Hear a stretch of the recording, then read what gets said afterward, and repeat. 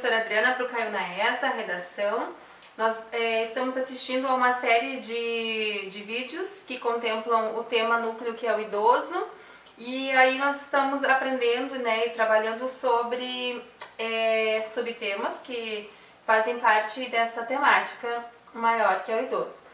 Nós vamos ver hoje uma introdução pronta sobre a inclusão digital do idoso. Aí, gente, olha só. Já começamos falando na obra A Velhice. Simone de Beauvoir descreve um dos fenômenos mais cruéis da contemporaneidade, a invisibilidade social.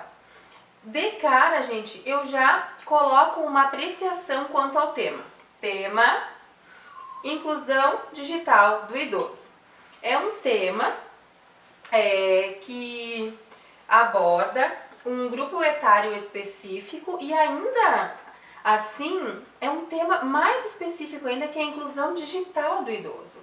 E aí no momento em que a gente vê o tema, a gente se depara com a questão: o que escrever? Não sei o que falar sobre isso. E ainda que eu fale, o que eu falar não será suficiente, não terá sustentação, fundamentação teórica, ao ponto de a banca achar que os meus argumentos estão realmente firmados em algo concreto. Aí, por isso a importância de vocês lerem bastante, de vocês terem embasamento junto às aulas de história, geografia, né? Além da leitura externa que vocês têm. Vejam bem como que dá para começar então essa redação. Porque a nossa função, gente, é convencer o leitor, no caso a banca, de que o nosso ponto de vista, ele é sustentável, ele tem relevância. E aí a gente sustenta e comprova por meio dos argumentos.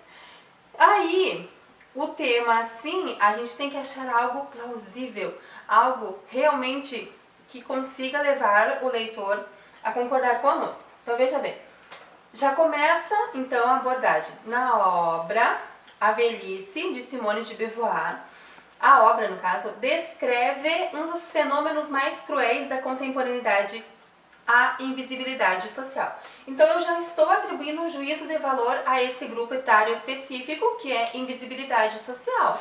Então as pessoas sequer pensam sobre esse grupo, quiçá sobre a questão da inserção tecnológica dele.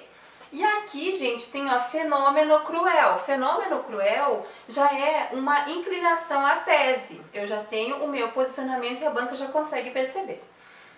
Ponto. Então, coesão, então todo o início de frase, todo o período novo que se apresenta no nosso parágrafo, iniciamos com coesão. Esse problema, então, ratificando a minha tese, esse problema denunciado pela filósofa, então já estou retomando Beauvoir.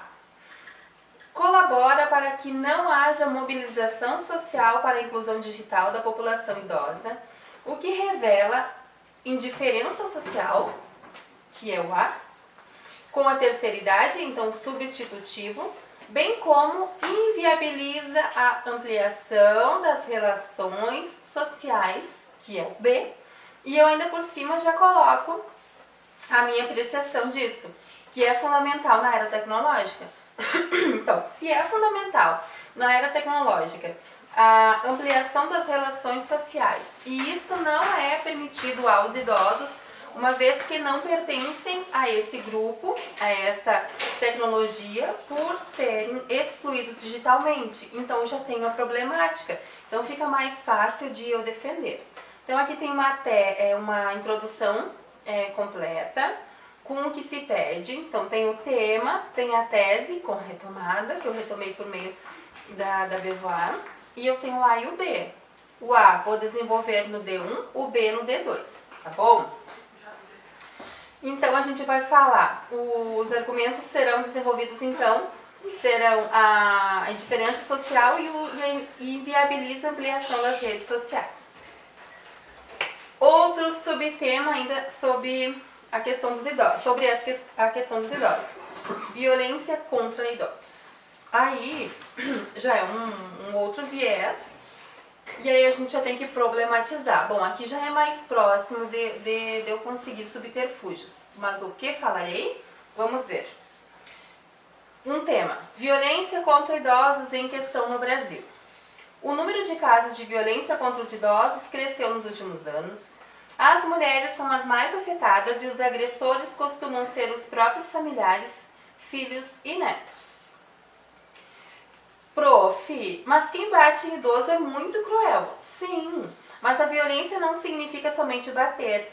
Existem outras formas, outras manifestações de violência tão mais cruéis, como abandono, violência psicológica e negligência.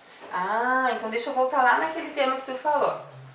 Violência contra os idosos. Violência contra os idosos em questão no Brasil. Então, gente, não é só aquela física, aquela aparente que a gente consegue visualizar, tá? Tem a questão do abandono, que gera uma série de consequências psicológicas, a questão da negligência, tá? Então aqui a gente vai ver algumas ideias para a gente poder usar na nossa redação. Então o que é importante de o aluno pensar antes de escrever? Pegar o tema, problematizar o tema, compreendê-lo, se posicionar e tentar encontrar onde firmar os seus argumentos, os porquês do seu posicionamento. Isso é muito importante, tá bom? Olha só o que a gente pode fazer. A gente pode definir que, embora exista uma lei de proteção aos idosos, ela não é respeitada. Essa lei, né, se refere ao Estatuto do Idoso. Em seu artigo 3º, garante vida, saúde, alimentação, educação, cultura, esporte e lazer, trabalho, cidadania, liberdade, dignidade, respeito, convivência familiar e comunitária. Lá vem a adversativa. Todavia, o Estado não tem garantido a aplicação plena desses direitos. Então, gente, é muito interessante que eu jogue isso na redação para eu argumentar que há, né, em seu artigo 3º, de acordo com o Estatuto do Idoso, muitas garantias. Todavia, o Estado não tem garantido a aplicação desses direitos. Então, já denota para o avaliador que eu tenho conhecimento acerca do assunto. A gente pode falar da violência contra a população senil, um substitutivo, que pode acontecer de várias formas, física, verbal e psicológica. Você pode desenvolver o conceito conhecido como violência simbólica, mas somente eu falar em violência simbólica não assegura que o avaliador compreenda ou concorde comigo. Agora, se eu atribuir o conceito de violência simbólica a Pierre Bourdieu, que é um sociólogo, aí sim eu consigo fundamentar bem o meu argumento, tá? Então, o que eu posso falar? Em se tratando de violência simbólica, que é o conceito, atribuirei ao Pierre Bourdieu, né, que é o sociólogo, que é o autor desse conceito. O que significa? Que a violência simbólica ocorre quando o ato violento afeta a vítima de formas indiretas e invisíveis. Um exemplo, quando o idoso ele é esquecido pela família, tá? Então, se eu apenas lançasse isso, o esquecimento de um idoso pela família, ficava muito raso, muito vago, tá, gente? Muito genérico. Agora, no momento em que eu atribuo o conceito da violência simbólica ao meu exemplo e cito Pierre Bourdieu, que é o autor desse conceito, aí há uma fundamentação muito interessante para a nossa redação. A gente pode falar também, gente, da persistência da violência contra os idosos, que ela evidencia a maldade humana. Maldade humana? Comum isso, prof? Não, gente. Há um conceito quanto a isso, que é a banalidade do mal, cuja autora é Hannah Arendt, que é uma filósofa. A definição fala o seguinte, que as atitudes cruéis tornaram-se parte do cotidiano e a maldade passou a ser normal entre os indivíduos, tá? Então, apenas falar isso é muito vago, mas há um conceito que contempla essas atitudes, tá bom? Que é o conceito da banalidade do mal da Hannah Arendt, que é uma filósofa. Exemplo, quando o idoso ele é agredido ou ofendido pelos filhos, tá? Então, é um exemplo. Então, aqui a gente já citou o sociólogo Pierre Bourdieu. Nós citamos agora a filósofa Hannah Arendt. E aí a gente tinha citado também uma lei. Então, gente, há 3 maneiras com as quais eu consigo sustentar os meus argumentos. Lei, sociólogo e uma filósofa. Por isso a importância de leitura, tá bom? E aí, seguinte, quanto a isso, de acordo com o nosso edital, fala de gênero textual, textualidade, mas eu vou dar só uma ênfase agora, para não se estender muito, na consistência dos argumentos e a informatividade. Isso aqui está no nosso edital. E essa consistência dos argumentos, gente, é isso que a gente estava falando agora. Nós sustentamos os nossos argumentos aqui, tá bom? Isso aqui, gente, pode vir a ser subjetivo. Vejam bem, o avaliador, por mais que eu escreva um texto muito bem elaborado, com um repertório produtivo muito variado, com uma produção lexical muito consistente, que é a escolha das palavras, as palavras adequadas de acordo com o contexto, ainda assim, se eu não sustentar os meus argumentos por meio de consistência deles, o avaliador pode atribuir nota baixa à minha redação, porque está no edital, e o que norteia o avaliador é o edital. Então, por isso, é obrigatório, a gente tem que sustentar os nossos argumentos, tá bom? Está dito no edital. Gente, a sua dificuldade na redação pode colocar tudo em risco, incluindo o desempenho nas outras matérias. Exemplo, eu consegui uma nota muito boa nas demais matérias e eu consegui tirar 5 na redação, tá? Só que assim, ó, foi uma nota muito baixa na redação, tipo, cheguei no 5.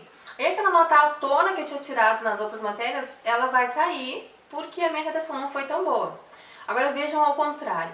Eu consegui passar nas demais matérias, não foi uma nota muito esplêndida, mas foi uma nota boa. E na redação fui muito bem. A redação puxa a tua nota lá pra cima. Então é muito importante a tua nota na redação, ok? E não fugir do edital, tá? Vamos embora.